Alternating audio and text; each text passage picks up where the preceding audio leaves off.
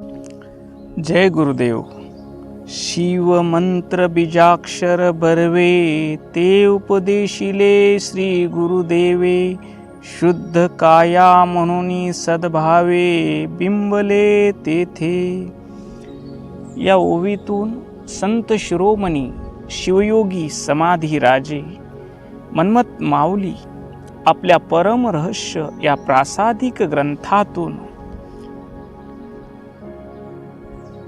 बीज मंत्राचा महिमा सांगतात. या ओवीच्या पहिल्या चरणात म्हणतात, शिव मंत्र बीजाक्षर बर्वे. शिव म्हणजे मंगल, शिव म्हणजे पवित्र, शिव म्हणजे शुद्ध चैतन्य.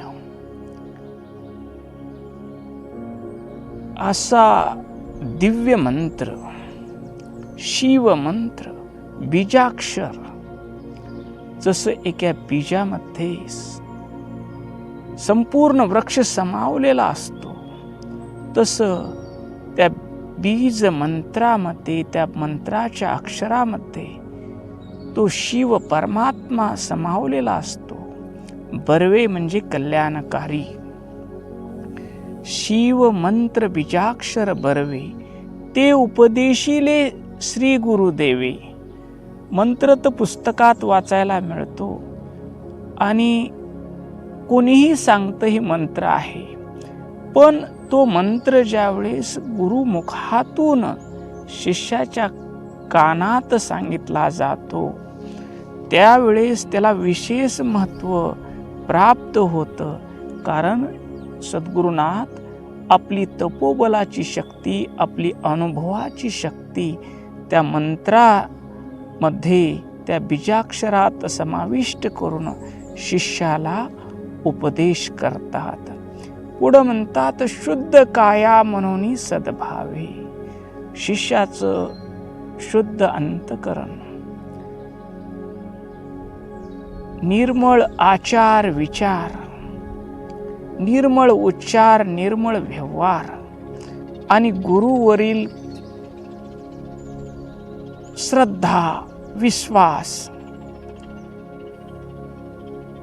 या कारणामुळं तो मंत्र शिष्याच्या हृदयामध्ये बिंबला जातो. तो शिष्याचं अज्ञान दूर करतो आणि शिष्याला त्याच्या स्वस्वरूपाची ओळख करून देतो. असा या ओवीचा सरळ भावार्थ आहे. आता आपण या ओवीचं आध्यात्मिक चिंतन करूया.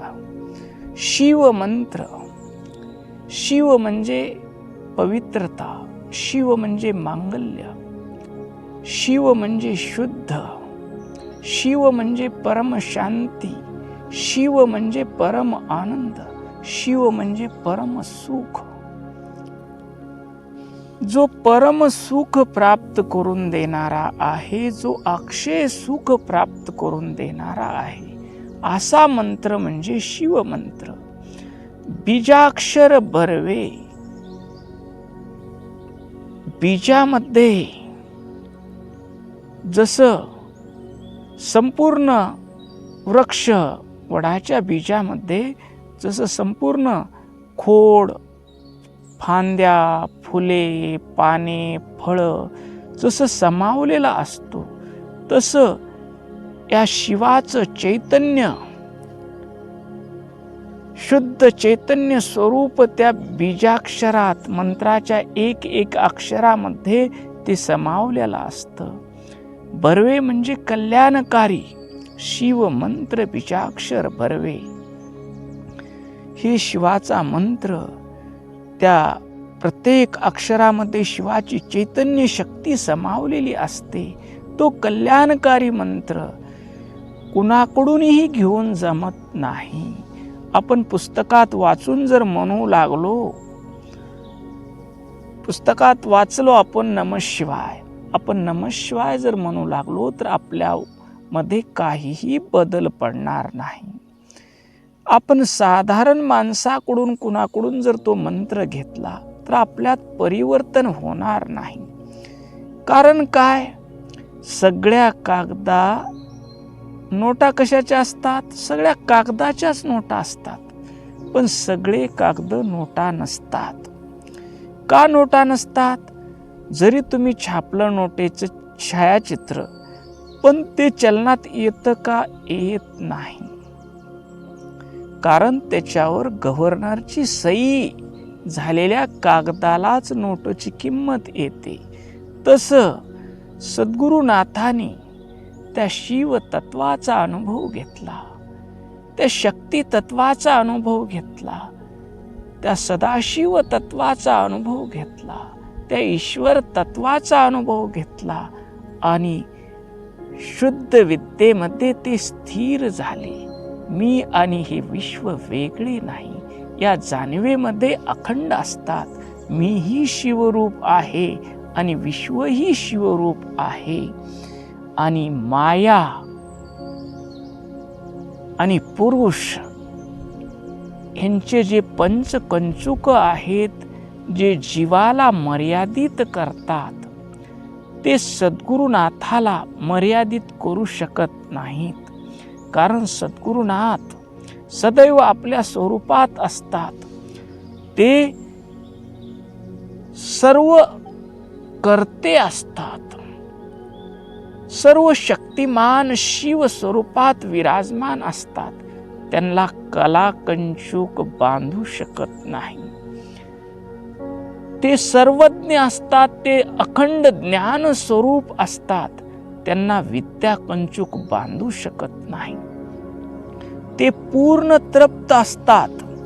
सद्गुरुनाथ पूर्ण तृप्त असतात. त्यांना काही इथं मिळवायसाठी आलेले नाहीत. ते द्यायसाठी आलेले आहेत. आनंद द्यायसाठी आलेले आहेत. आशीर्वाद द्यायसाठी आलेले आहेत. कल्याण करायसाठी आलेले आहेत. तुमच्या आमच्याकडून दक्षिणा घेऊन मठ बांधण्यासाठी आलेले नाहीत. शिवदास म्हणे दाता नाही समगुरुनाथा.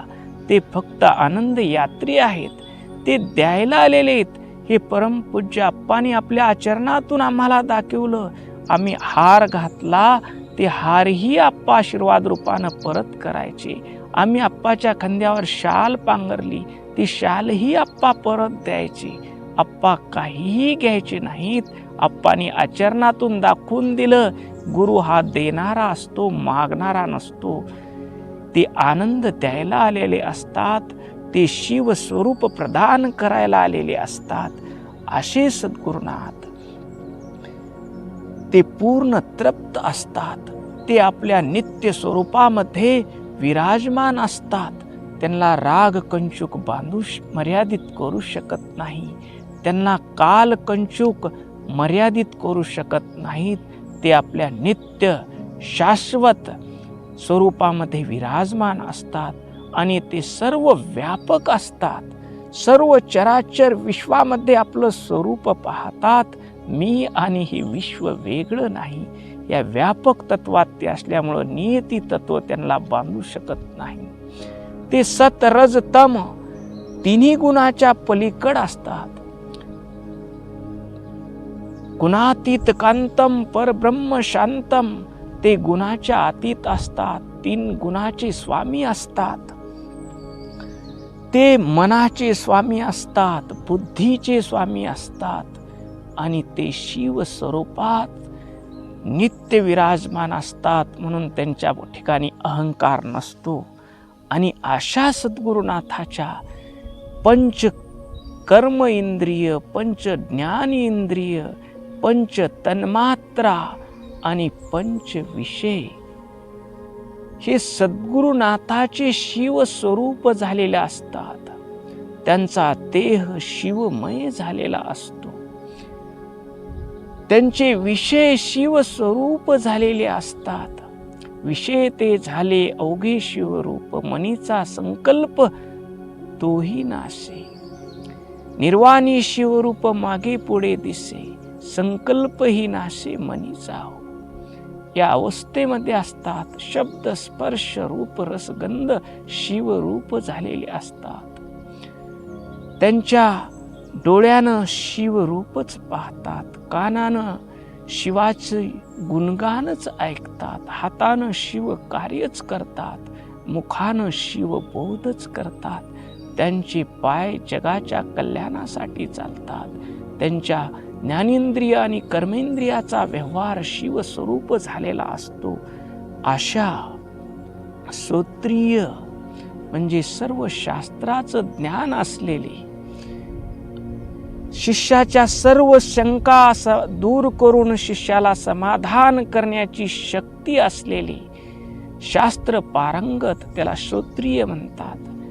शाब्दे निष्णात, परे निष्णात या 36 तत्वामधल्या शिवाचा अनुभव, शिव 36 तत्वात कसा विश्वरूप झाला आहे, त्याचं मायेचं स्वरूप, त्याचं पंचकंचुकाचं स्वरूप,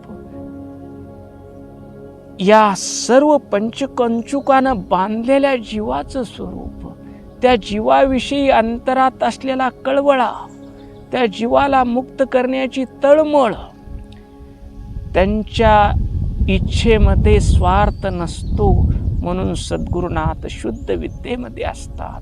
त्यांचं कार्य परामायेमध्ये चालतं. ते अपरामाया त्यांना स्पर्श सुद्धा करू शकत नाही. अशा सद्गुरुनाथाच्या मुखातून त्यांच्या अनुभव बलानं, तपोबलानं तो बीज मंत्र शिष्याच्या कानात ज्यावेळेस पडतो त्यावेळेस तो मंत्र फलद्रूप होतो. मग हे शिष्याचं तपोबल, सद्गुरुनाथाचं तपोबल, ज्ञानबल हे सहन करण्यासाठी शिष्याचं अंतकरणरूपी पात्र शुद्ध पाहिजे. त्याचं शरीर पवित्र झालं पाहिजे. त्याच्या शरीराकडून कुणाची हिंसा झाली नाही पाहिजे. त्याच्या मनाकडून निंदा द्वेष नाही झाला पाहिजे. आणि वाणीतून सदैव शिवनामाचा उच्चार होणारी जी निर्मळ काया आहे आणि ज्याचा सद्गुरुनाथावर अखंड विश्वास आहे, सद्भाव आहे, गुरुचरणावर माझे गुरु सांगतील तेच माझ्यासाठी योग्य आहे, अशा शिष्याच्या कर्णामध्ये ज्यावेळेस गुरुचा उपदेश पडतो आणि तिथं ते बीज अंकुरित होतं, ते बीज फलद्रूप होतं आणि तो शिष्य ब्रह्मानंदात तल्लीन होतो. त्याला मी शिवरूप आहे आणि विश्व ही शिवरूप आहे त्याचा भेद निघून जातो. मताचा गलबला तेथेही मिटला, स्वानंद मातला अंतर्बाह्य. त्याच्या मनातील वादळ शांत होतात आणि त्याला अभेद स्थिती प्राप्त होते. म्हणून सद्गुरुनाथाचं बीज मंत्र घ्यायचा असेल तर आपलं अंतकरण रूपी पात्र शुद्ध पाहिजे, आपली काया शुद्ध झाली पाहिजे, आपला प्राण, आपलं मन, आपली वाणी, आपलं शरीर, आपला आचार, आपला विचार, आपला उच्चार, आपला व्यवहार निर्मळ झाला. आणि अशा निर्मळ सुपीक जमिनीमध्ये सद्गुरुनाथानं शिवमंत्र बीजाक्षर टाकलं तर तिथं आत्मज्ञानरूपी फळ येतं, आत्मज्ञानरूपी वृक्ष विकसित होतो. असं या ओवीतून मन्मथ माऊलीला आलेली अनुभूती, त्यांच्यावर झालेली गुरुकृपा त्यांनी या ओवीतून सांगितलेली आहे. ओम शांती शांती शांती.